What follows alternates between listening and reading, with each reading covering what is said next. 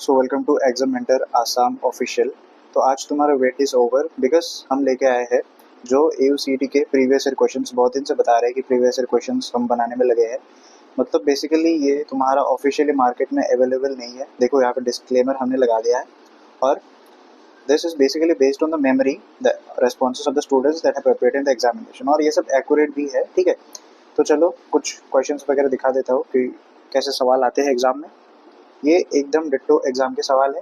ठीक है, और AUCT टाइप मतलब इसके रिलेटेड सवाल जो कि पूछे जा चुके हैं। ओके, तो पहला क्वेश्चन देखो फिजिक्स का। क्वेश्चन नंबर 1, क्या है the orbital revolution of planets around the star follows which conservation law. तो बेसिकली ये तुम्हारा कंजर्वेशन ऑफ मोमेंटम होता है। ठीक है, एंगुलर मोमेंटम ये रहा आंसर। सो बेसिकली इसका एक्सप्लेनेशन होगा क्या, तुम्हारा जो gravitational force that acts on the planet वो तुम्हारा सेंट्रल फोर्स होता है, जो कि तुम्हारा ग्रेविटेशनल फोर्स जो कि प्लैनेट पर एक्ट करता है, दैट इज अ बट अभी बोला मैंने सेंट्रल फोर्स। ठीक है, that is a central force, जिसके वजह से तुम्हारा नेट टॉर्क जो होता है एक्सटर्नल एक्सटर्नल टॉर्क जो कि तुम्हारा नेट होता है वो तुम्हारा जीरो होता है। ठीक है, जिसके वजह से तुम्हारा जो टोटल एंगुलर मोमेंटम होता है वो कंजर्व रहता है। टोटल एंगुलर मोमेंटम ये कंजर्व रहता है। तुम्हें भी पता होगा अगर external torque net external torque zero होता है तो टोटल एंगुलर मोमेंटम कंजर्व रहता है। So the orbital revolution of planets around the star follows which conservation law. ये रहा आंसर।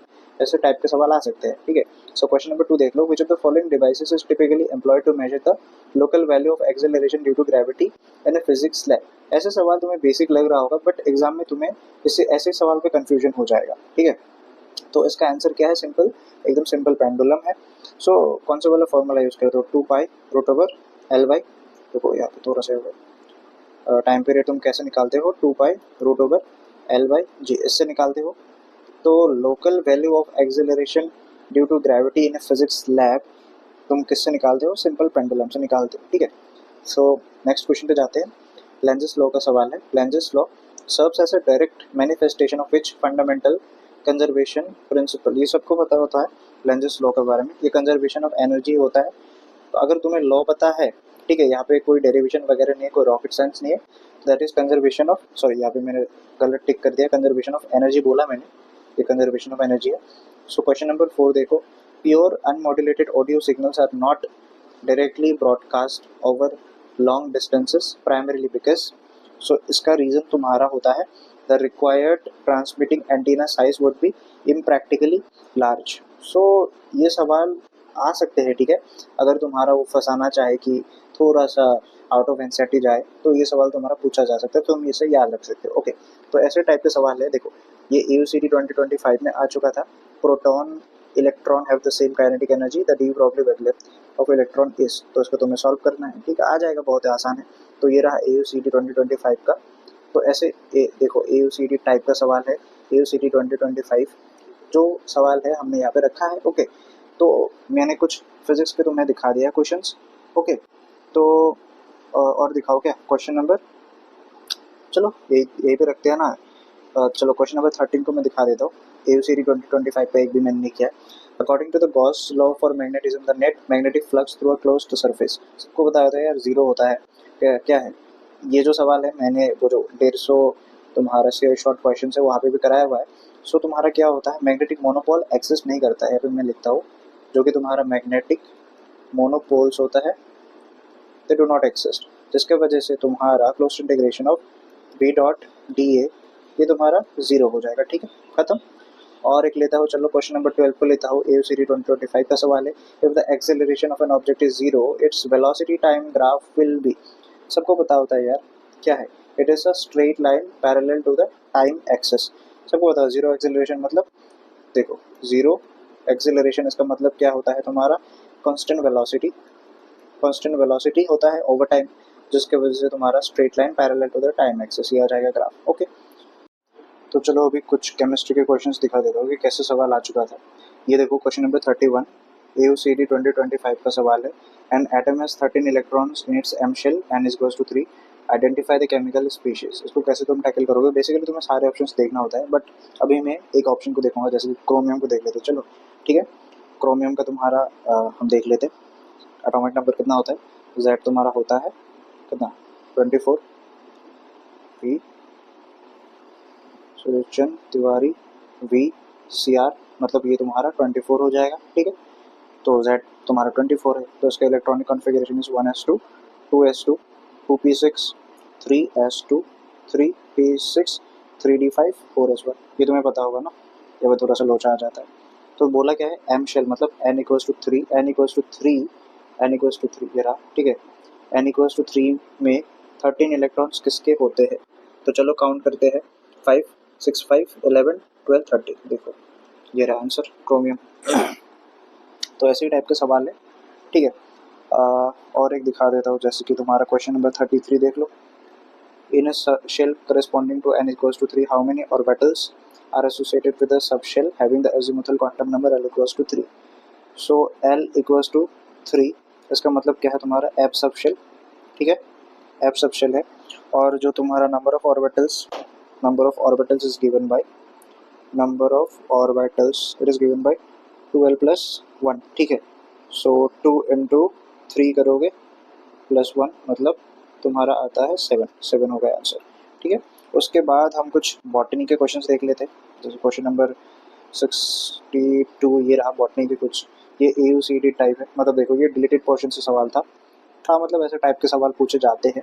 क्या है, Bryophyllum produces new plants through which method, सबको पता होता है, दैट इज वेजिटेटिव प्रोपगेशन। तुम्हें पता होगा ना, एडवांटिशियस जो बर्ड्स होते हैं, एडवांटिशियस बर्ड्स वगैरह आता है, तुम्हें पता होगा। So this is vegetative propagation. Question number 63 देखो, ये AUCD 2025 का सवाल।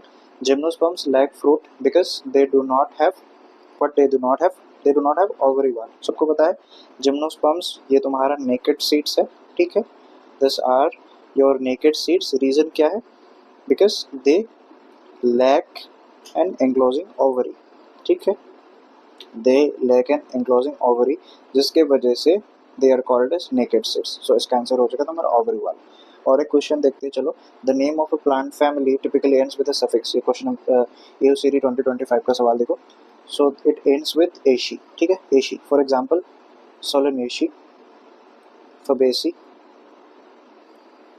तो ये रहा आंसर तुम्हारा, फैमिली का बात कर रहा है। ऐसे सवाल आते हैं एग्जाम में। तो एक जीके टाइप देखोगे, चलो एक जीके टाइप देख लेते हैं। Into how many distinct agroclimatic regions is the state of Assam divided. ऐसे सवाल आ सकते हैं। ये 6 है, अगर तुम्हें नहीं पता है तो तुम्हें ये एग्जाम में टिक नहीं करना है, क्योंकि इससे तुम्हारा परसेंटाइल घटेगा। और एक क्वेश्चन देखो, क्वेश्चन नंबर 66 जीके टाइप का सवाल है। In the north eastern region of India shifting cultivation, ये झूम कल्टीवेशन है, सबको पता होता है। ये क्या है तुम्हारा, झूम कल्टीवेशन है। बेसिक सा चीज़ है, सबको पता होता है, किसी किसी को नहीं पता होता है, वो अभी जान लो।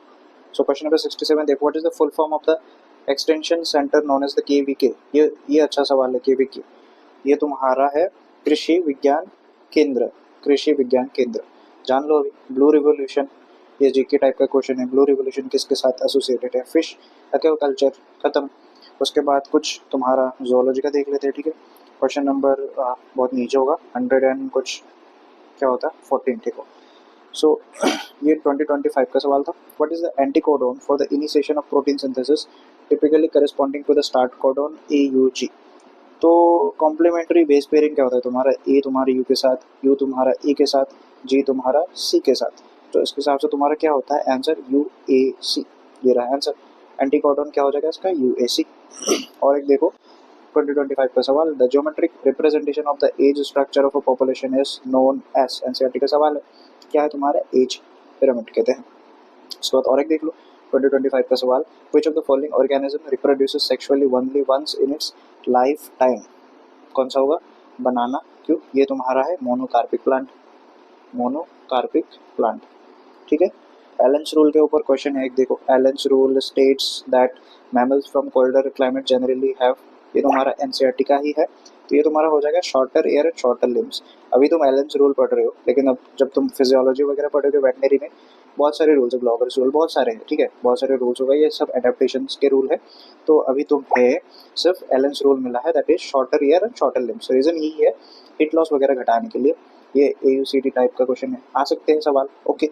उसके बाद हाँ, डेंटल फॉर्मूला देख लेना, ये इंपॉर्टेंट बता रहा हूँ, क्योंकि डाइजेस्टिव सिस्टम जो चैप्टर है ना, एक डाइजेशन एंड एब्जॉर्प्शन वाला, वो तो तुम्हारा रिड्यूस हो चुका है, बट उसमें से सवाल पूछना नहीं बंद किया है। ये वाला सवाल बेसिक सा सवाल पूछ दिया था। इसका आंसर क्या हो जाएगा, तुम्हें सबको पता होता है क्या है, एडल्ट ह्यूमन का जो डेंटिशन होता है 2123 2123, ये रहा आंसर, ओके। और कुछ दिखाना है क्या? लास्ट एक दिखा देते हैं क्वेश्चन नंबर, ये चलो 2025 का 121, total number of vertebra in the human body. यार बेसिक से सवाल है, सबको आता है। कितना होगा टोटल नंबर ऑफ वर्टिब्रा?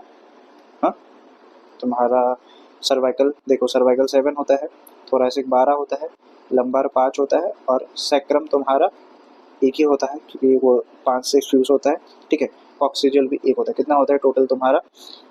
26 है कि नहीं आंसर? ठीक है। तो ऐसे इस टाइप के सवाल है बहुत सारे। सो ये तुम्हें मैंने बेसिक आइडिया दे दिया है कि ऐसे ऐसे सवाल आते हैं एग्जाम में।